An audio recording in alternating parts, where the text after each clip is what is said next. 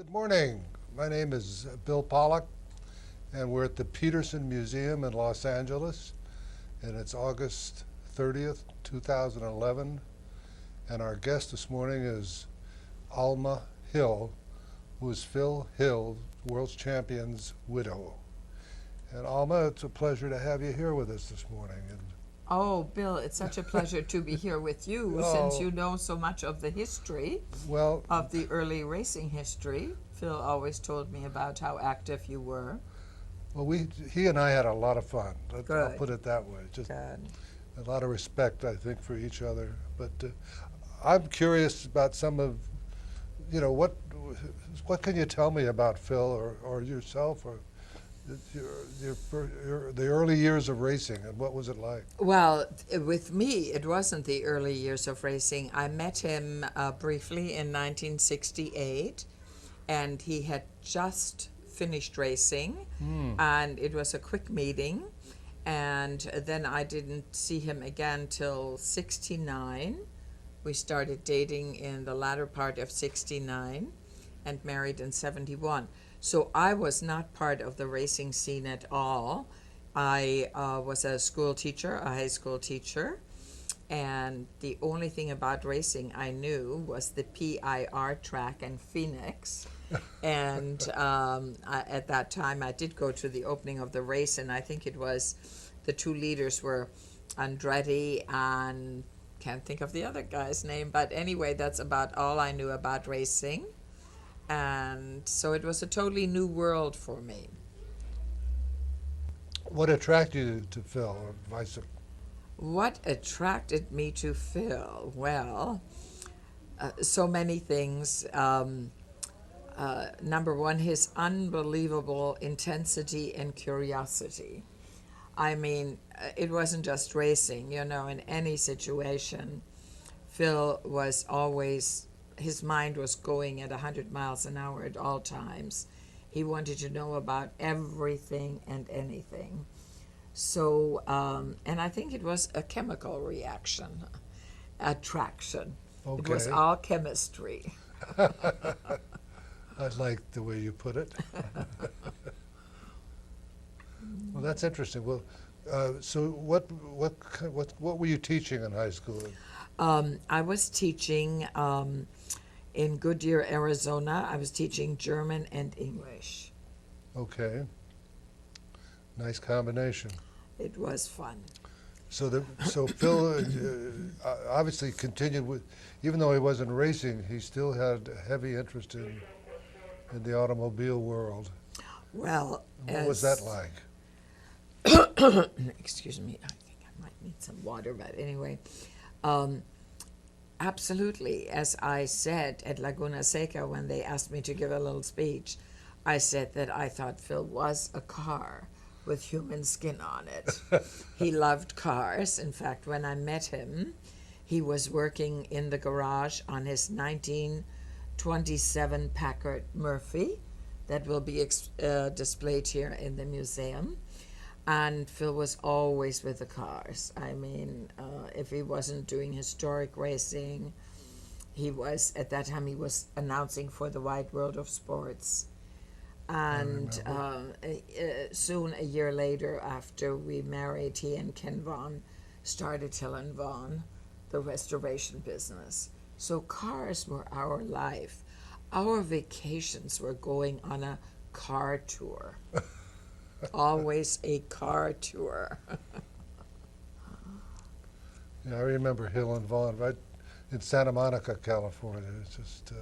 Mr. Vaughn was an absolute angel of a man. Was he? Oh, I never knew him yes. very well. In fact, my daughter named our grandson, who everybody claims looks like Phil, his name is Vaughn Hill Rogers. Oh my.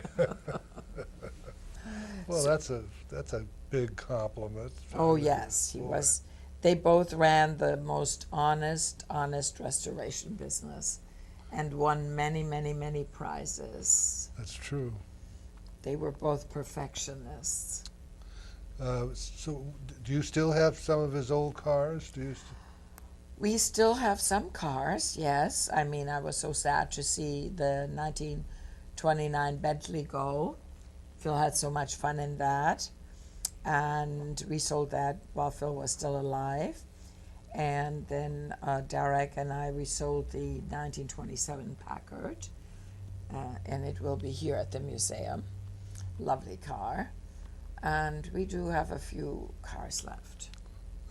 What about wasn't there a Pierce Arrow? The Pierce Arrow came to the house, to the same address that we still live in 1931.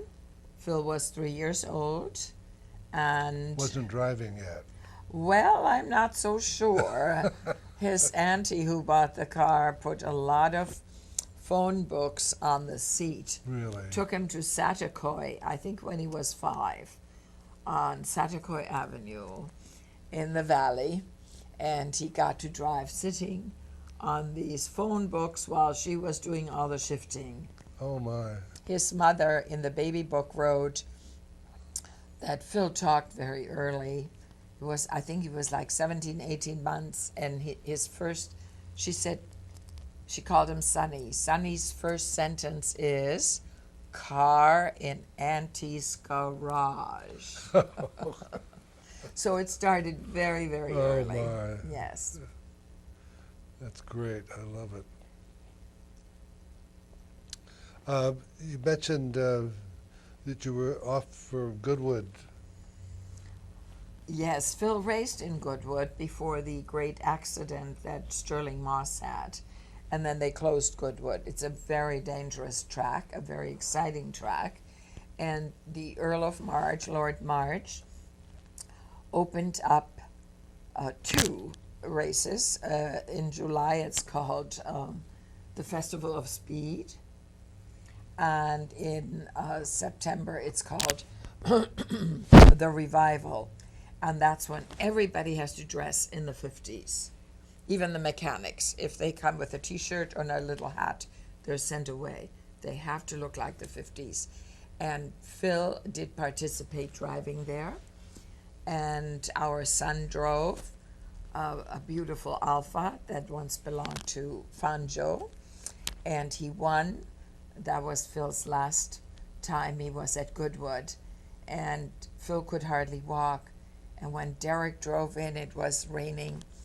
Phil ran across the track, and we thought, that's it.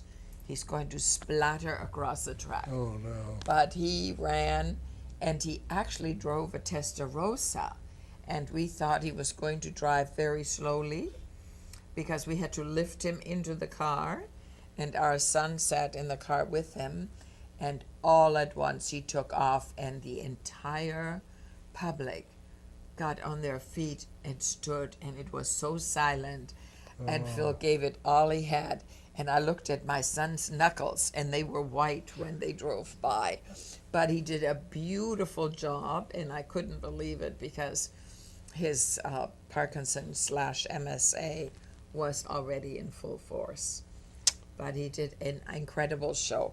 So I'm very excited to go That's a and wonderful. experience it again. Alma, Yes. you know, we've in fact, I did a session like this with Phil a few years back, and got a lot of his racing history and feelings and opinions. But I'd like to know more about Phil the father. Phil the father. Were you at the Laguna Seca track? They had a wonderful article I wrote in the magazine, and it was called Life with Phil Hill. I mean, just recently? Yes. Yeah, I was there. Well, that was the whole story. We could have, Well- I should have brought it and read it. As a father, he was, like I said, there was nothing that Phil did in life that he didn't get totally involved. And when I became pregnant, we immediately took Lama's classes. And when the baby was supposed to be born, he rushed. Now, which baby is this? That is Vanessa. I brought Jennifer from Arizona from a previous marriage. She was 11 when we got married. And then our daughter Vanessa was born in 72. And Phil was so busy doing everything in the room where I was in labor. And then they said, you have to put your uniform on to go in the delivery room. And the doctor said, let me show you how to put the uniform on. And Phil said, I put a uniform on for over 25 years. I do not need help. Well, the baby, Phil, of course, was a total frustrated doctor. He knew everything about the body and how to handle the body. So he helps deliver the baby. And while I'm recuperating, the doctor said to me, where did your husband go to medical school? And I said, oh, he never went to medical school. He's a racing driver. And the doctor almost fainted. He said, I let him do so much. And I thought he was a doctor. And I said, yes, that's Phil. He will deliver the baby. He will, if there's something new to learn, he immediately learned it.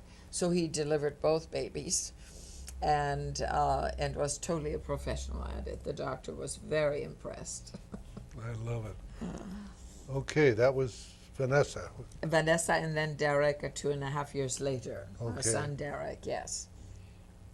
So that he was quite involved as far as he could. I mean, he traveled a lot. He did so much. He continued doing so much work in Europe with historic races and consulting. One year he was in Europe 12 times. So he was not always there for all the baseball and basketball events. But when he was there, he was involved. I was more the mom and dad when they were smaller. Mm-hmm. And but if the children got sick, they never came to me. They immediately in the middle of the night would run to Phil. Dr. Phil. Dr. Phil. And he must have inherited that from his mother because she healed animals and she was called Doc.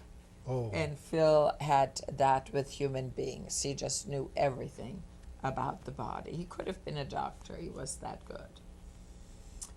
So that was the involvement, and we did a lot of rallies, tours. We went to Moda County for, I would say, almost 25 years. So the children started very early in the car world. He never pushed them. He would always say, Mommy and Daddy are going on a tour to Moda County. And they would say, oh, Daddy, can we come along? And he would say, well, if you're good. So people always wondered how he did that with our children, because so many families who are in the car world, the children drop off. Ours were with us all the time. That's through wonderful. Their teen years, and it was always where they had to ask if they could come along. They loved it so much.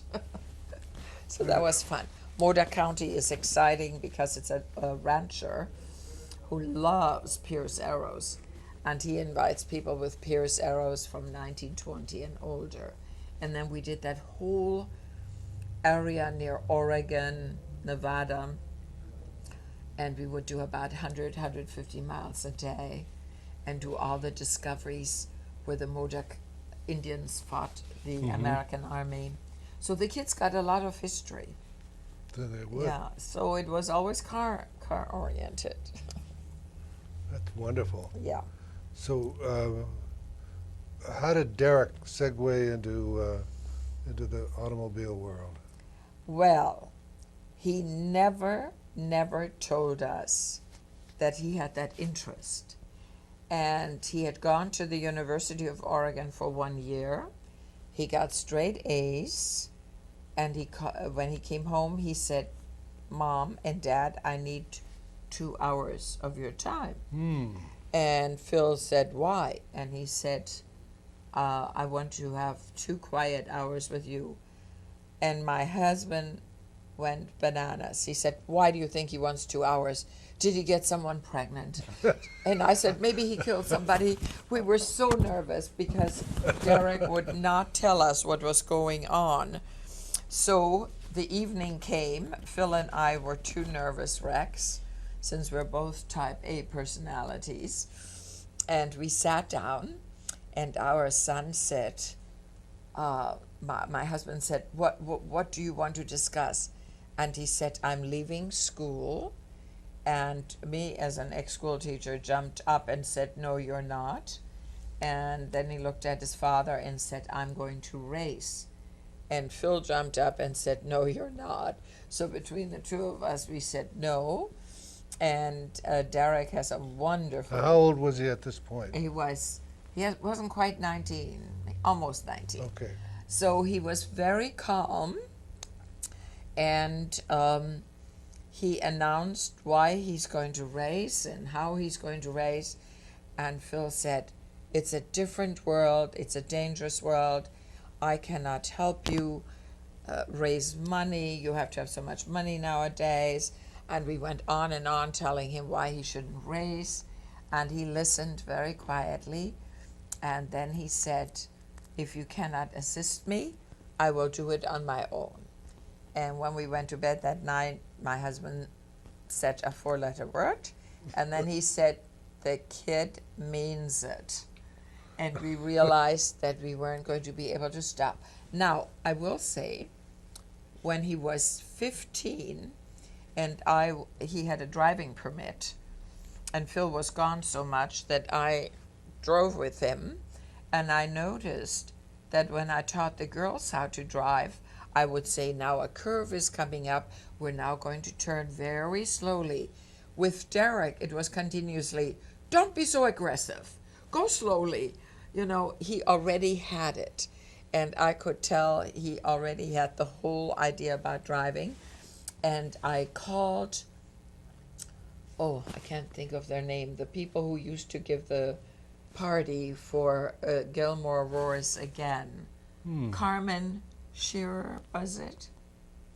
Nope. Carmen Schroeder. She gave this incredible party called Gilmore Roars Again. And at one of the parties where all the old drivers from Gilmore would gather. Oh, yes, I know yes, I know. It was so much fun.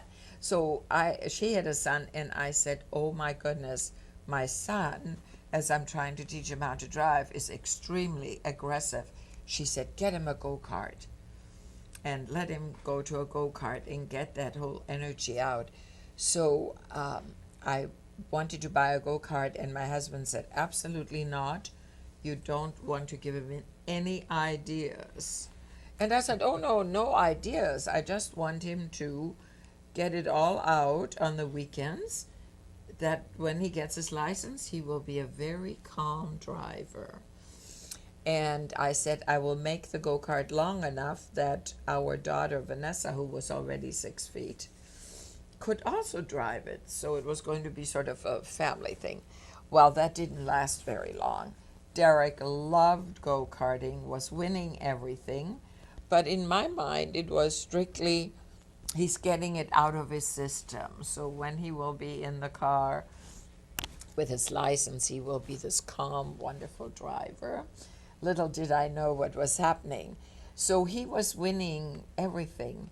And when he announced he wanted to race, it was just before the Pebble Beach weekend.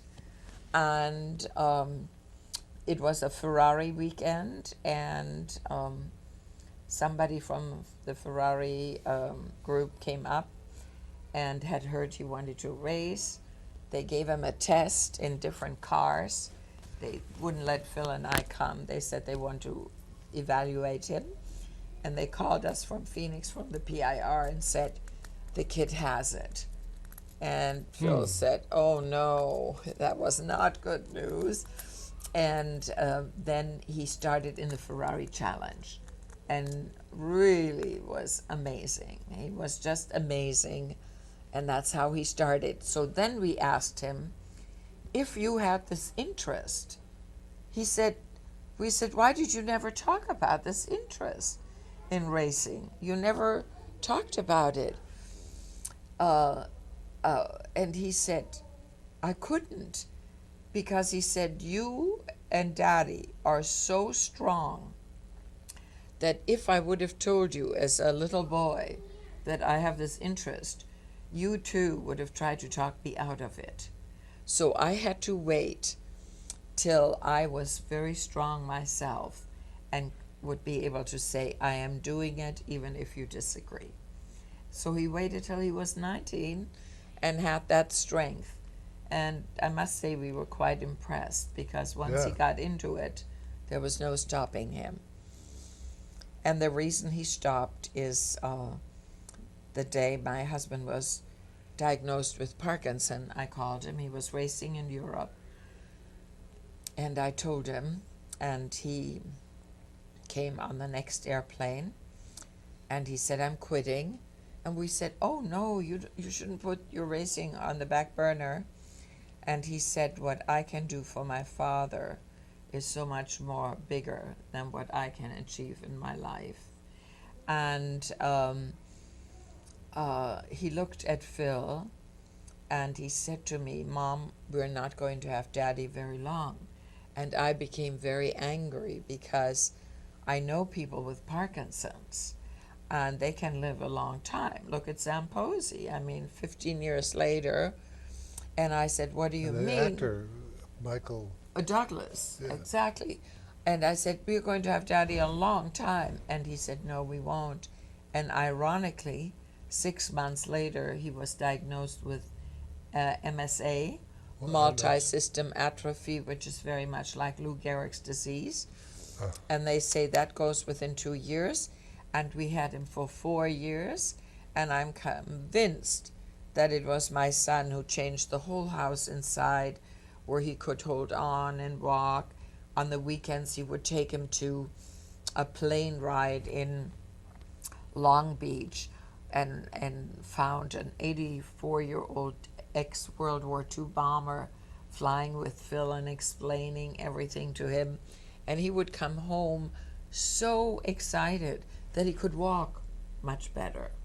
So Derek did so many wonderful things with him to marvelous. keep him continuously excited. And Phil got involved in the Parkinson Institute up north and did a lot of charity work with the Children's Hospital in Loma Linda. So we really kept him going. And I think that's what kept him alive much longer than had he just been home, you know. So Derek was just an unbelievable son. He would not race. He would only want to be with his father. Yeah, we were talking about Derek on the way over, and I remember when he started racing, and then but I never heard why he quit. I just assumed, well, Quit. maybe he wasn't good enough. Oh, maybe no, this. no, no. You know, the problem was also money. I mean, this constant raising money. He was driving for a team was it in England or no, in France, and the money was being used for a young French driver who actually continued and did very well. And once Derek's money ran out, the whole team had to quit. So Derek was supporting an entire team. Oh my. Yeah, and money was a big problem, you know, to continuously have to ask people, and then sometimes people would wait so long till they supported him, and then he would get one time absolutely the last team, and the last team nobody wanted, was not a good team, you know. So there were many, many challenges. But once his father was diagnosed with illness, there was no question he was home in the next plane. He quit. Boy. He's an exceptional man, my son. I spoke with him briefly, and we talked about Phil, and he said something about he wanted to do a documentary, and Yeah, would I be available? And I said, absolutely. You know, I'd he's love working on it. He's now interviewed almost all the drivers in Europe, the ones that are still alive, and 2 of Phil's Ferrari mechanics who are alive, and Dr. Tivoni, who was the engineer. And Derek speaks Italian, so it was good.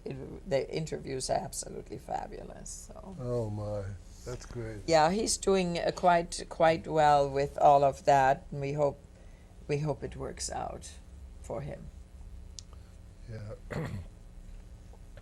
I was thinking about Phil a lot. at this recent. Laguna Seca. Yeah. Me too, because on Sunday was his 3rd anniversary of his death. So the whole going up there has always been an extremely emotional time for us, because he died up there. I know that. He collapsed the Friday night before the Pebble Beach weekend. In fact, I was concerned. I was almost run over in the pits by somebody on a motorcycle. And I thought, this is not the way I want to go.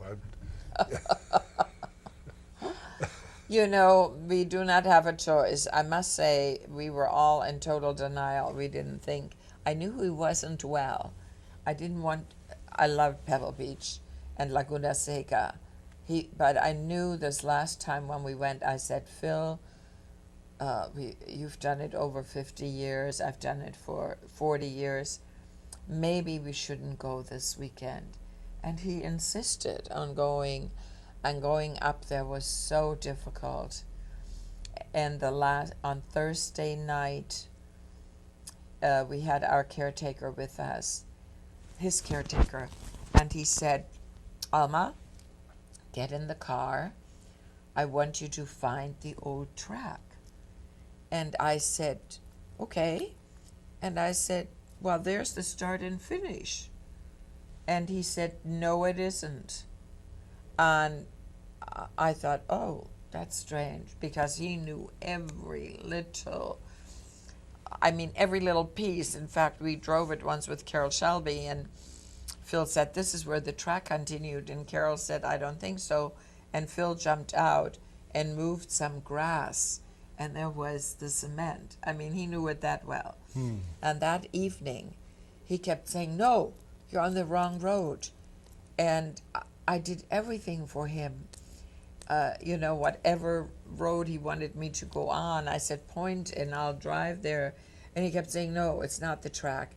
And all at once I looked up at a tree, and there was a cross and a sort of a wreath with Ernie McAfee's announcement where he was killed. And I said, Phil, look it. And we stopped the car, and he wanted to sit there for almost 20 minutes. And I didn't say a word. I just sat there with him. And he said, don't tell me where the track is. I know where the track is. You should, yeah. And I know where the track is. I know where the track is too, because I've driven with him so many times. But it was a total confusion for him that night. And I knew something was wrong.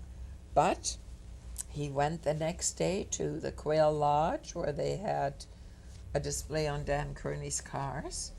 And as he went past each group, the Ferrari group, they would all stand up and give him a standing ovation. It was almost like a goodbye thing. And that night he was taken into the hospital in intensive care. And so we had him for about 10, 12 days more. So it was not an easy goodbye, but it was so nice because everybody that he knew from the race world was up there, and they were able to come and talk to him, and that was good. That was good. And the whole family was there. All his nieces and nephews and whoever could be there was there. It's great that he got back to the site of where the Pebble Beach, where it all started. In fact, I was talking to Carol Shelby, and I said, if Phil was here, the three of us should stand up and say, we're sorry we started all of this. Well, the car was there. The Jaguar that he won in 1950 was at the Quail Lodge. Was it really? Yes. The black Jag? The black Jag, and his 1959 That was his car, yeah. Ferrari was there that he won Le Mans in and many other races. So they had a nice 50th anniversary display. And he actually passed away 1.5 miles from where he won his first race. So I know he's up there on the racetrack.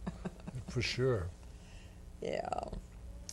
Yeah, he and I would get together before on the second and third races. And I've told this story, but we were both very nervous, and he had a little tube of vitamin B12, which was supposed to help your nerves, and he and I would Like I sneak said, off. he we loved would, medicine. we would sneak off into the trees, and he had this little spoon that just came with this. If somebody had seen this, they would have said, "Uh-oh." What are they taking? What are they doing? And he'd squeeze out a couple of drops. It was like a quarter of a teaspoonful. And we would take this vitamin B12, which is supposed to settle your stomach, but I don't know. Everybody who would get ill in Le Mans, they would all run to Phil. And they would say, "Do you have something in your ditty bag for me?" You know, it was quite entertaining. And of course, he loved music so much. So our children also are well trained in music. He took them to symphonies. We have 4 pianos in our house. I know. So we had a lot of music events in our house. So the kids got an incredible education just being with him. If they never went to school, they would have gotten plenty. Mm-hmm. Because there was never a boring moment with Phil, ever. Never a boring moment. Wonderful. How did the Phil Hill room come about at the restaurant, Hill Isle? The Phil Hill room. The restaurant found him, and they wanted to do some charity with something in Santa Monica. And somebody said, talk to Phil.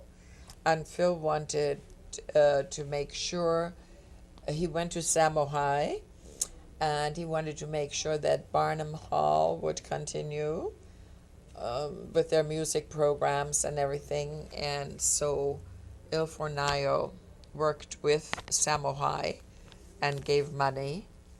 And then they said we wanted to create a Phil Hill room. And it was so exciting the night when they opened it up. My husband said to me, "Alma, look over there at the bar. I cannot believe it. 3 of my kindergarten buddies are there." And they all came to surprise him. So it was quite an opening. And because Phil was such an Italian, I mean, he has no Italian blood at all. I mean, his families entered this country in the 1700s from Holland and from Alsace-Lorraine. And but Phil was a total Italian. I mean, the engineer said he not only spoke Italian, but he spoke the Modenese dialect. That's why he understood all the mechanics. He didn't let them know that for a long time, that he could speak it. So the Italians, I mean, every time he goes to the Ferrari factory, when we went in the 70s and they still were there, they would lift him up and scream his name, and they just loved him. And he loved the Italians. There was no question about it. So that got around, you know. The company knew how much the Italians loved him, so they wanted to dedicate a room to him. And we've had a lot of fun in that room. The day he died, they covered the entire room with rose petals and locked the door, and they would not have any dinners in that room. Wasn't that sweet? Yeah. Yes. Yeah. So, you know, the Italians are so much fun. While we're on the Italians, what was his favorite food? Let me think real quickly. I never fixed it for him, but it was a veal dish, veal marsala. He loved that. He loved Italian food. But Phil was sort of a gourmet. He loved good food and a great glass of wine, and he liked all kinds of food. But the favorite food on Saturday, he announced when we first were married, would be a thick peanut butter sandwich with tons and tons of jelly on it, he told me that when I fixed it and he lifted the sandwich, the jelly had to run between his fingers, and I fainted because I do not like peanut butter. And there's a reason why I don't even like the smell of it. And I told him I would not fix that for him. I would cook anything for him, but I would not fix the sandwich. And he said, yes, you will. And the reason I didn't like peanut butter is because I'm a war child. We left Lithuania when I was a little girl, and we went all through northern Germany during the war. And my uncle from Chicago, when my mother wrote that both the children have stomachs from hunger, he sent cans of peanut butter. And I had never even smelled it, and somehow that smell was so awful. And my mother would sit there with a belt, and she said, you have to eat this, to survive. And so I never liked that smell. And Phil said it was a Saturday ritual. So Where? in his home. So I always laugh about it because he had to fix the sandwich himself because I wouldn't do it. On white bread? Oh, yes, yes.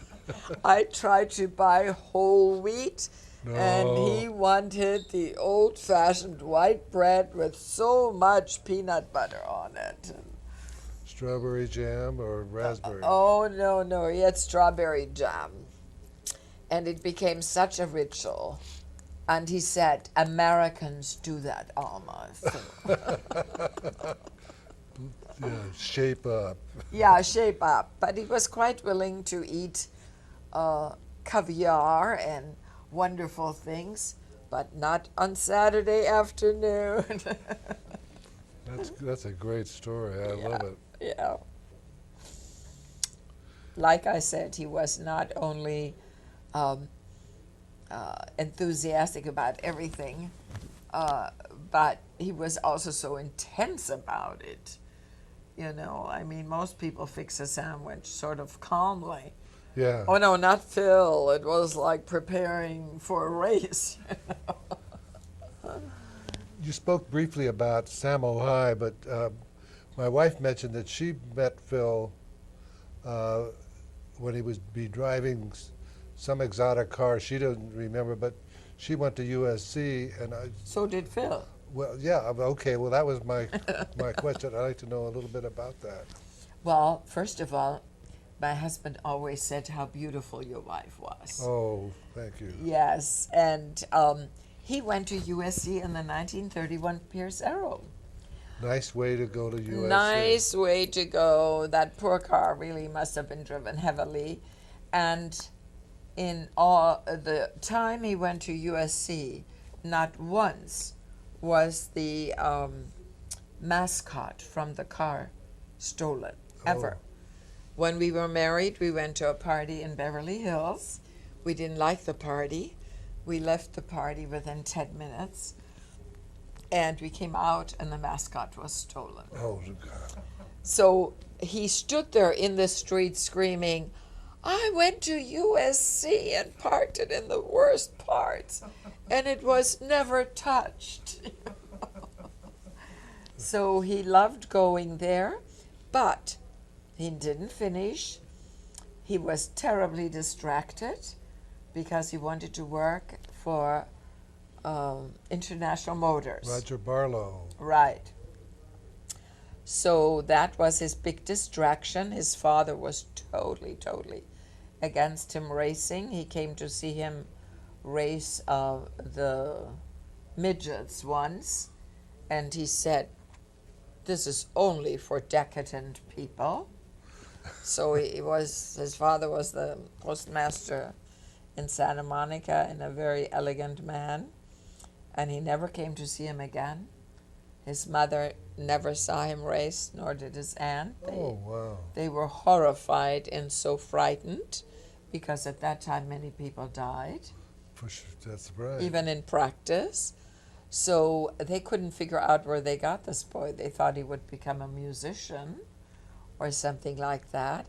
But Phil apparently raced early in the streets because on our wedding, we went directly to Le Mans, and a neighbor, he was an architect, Mr. Bellebec, left us a note at the door and said, when you come back, I want to give a neighborhood wedding party.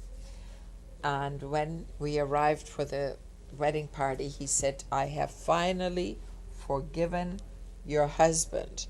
And I said, what did he do? He said, as a teenager, he raced backwards and often ran into my bushes and destroyed them. And I was furious because he loved racing backwards on 20th Street as a young teenager.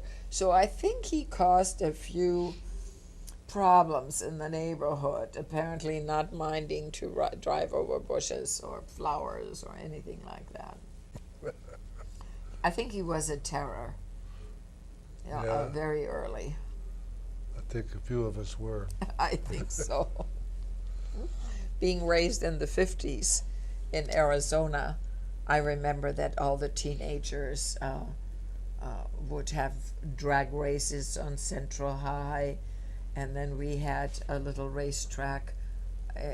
I think it was called the Manzanita Racetrack, and all the young students went and raced their jalopies, so it was quite a cultural thing, wasn't it? Very much. And then when racing first started, Phil had his MG. Oh, yes. And John von Neumann and Eleanor Right. would promote this, what we call it a centimiglia, which is not a proper, anyhow, we would start out by Castaic and we would race up this, always at night. Of course. And there was To never more avoid than the about, policeman.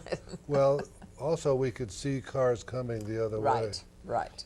But there was never more than about 6 or 7 of us that did this. Right. And I think we did it at least half a dozen times. Oh, I believe it. Yes. And it was pretty exciting, I know Right. that. But we were already, all of us were addicted at that point. Oh, I think so. I think the addiction starts very early, and I saw that with my son, and I couldn't believe that he kept that quiet so long. I saw sparks of it when he was racing the go-karts, and near San Diego, I was his silent mechanic. So we went with him, and when my husband saw him, he said, I do not need to see some of this. He was not too thrilled about it. The go-karts didn't exist when Phil and I were starting out, but years later, they had a go-kart track out in the San Fernando Valley, and I went out and drove one. It's fun, And isn't it? it was wonderful. I Yeah. thought, boy, was this exciting, Yes. It was always so much fun for me to go with everybody, and Phil would join us too. Near, I can't think of the name, near Palomar Mountain, a beautiful racetrack owned by the Indians, and everybody would have picnics, and we even let our daughter do it once for the girls' powder puff, and she was so good. But that's when she quit. We wanted her to know that she wasn't left out. So, but our son kept it quiet because he was afraid that myself and his father would say no. Well, what are your plans now? What are you up to? Well, like I said, this is his 50th anniversary of his championship year. So we've already been in Italy at the historic races, gave away 4 Phil Hill trophies, and then we went to Germany, where Derek did a lot of filming with the Von Trips Museum for the documentary, and so there are a lot of activities that will probably end around November. Well, aren't they doing something here at this museum? They are doing an event well, first of all, they'll have this Phil Hill display for 3 months, and then the big gala November 10th. So after that, I think things will be slowing down. My life is surrounded by grandchildren right now. My son-in-law is a fighter pilot, so I've already been in South Korea for 6 weeks, Oh, my. and that was very exciting. And now they're in Salt Lake City, and Vanessa has 2 little children. Derek isn't married yet, and my oldest daughter lives in Boulder, Colorado, with 2 children. So it's a wonderful time being with the little ones. Yes, yes, definitely. Well, I think that probably, is there anything else you want to add to that? Well, what can I say? I mean, it's a pleasure to be here at the museum. We were friends of Margie and Robert Peterson, and had many, many wonderful events here. Phil loved coming here because it was a home for cars, and we enjoyed that so much. And he was just a fascinating, intelligent, fun man, and things weren't always easy, but they were never, never boring. Oh, Actually, I have a question. Why did Phil and Vaughn stop business? Well, Mr. Wan was 11 years older than Phil, and he wanted to retire. I think by then he was almost 80. I think he had a right to retire. And he moved up to Coeur d'Alene, and Phil remained a consultant. But it was a good time to stop because Derek started racing, and Phil loved going with Derek because he couldn't enjoy the environment of racing when he was racing, because all he could concentrate is on his own cars.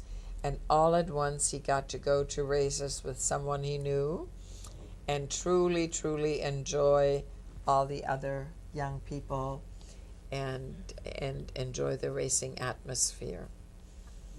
So that's when they stopped. makes sense. Yeah, it was time.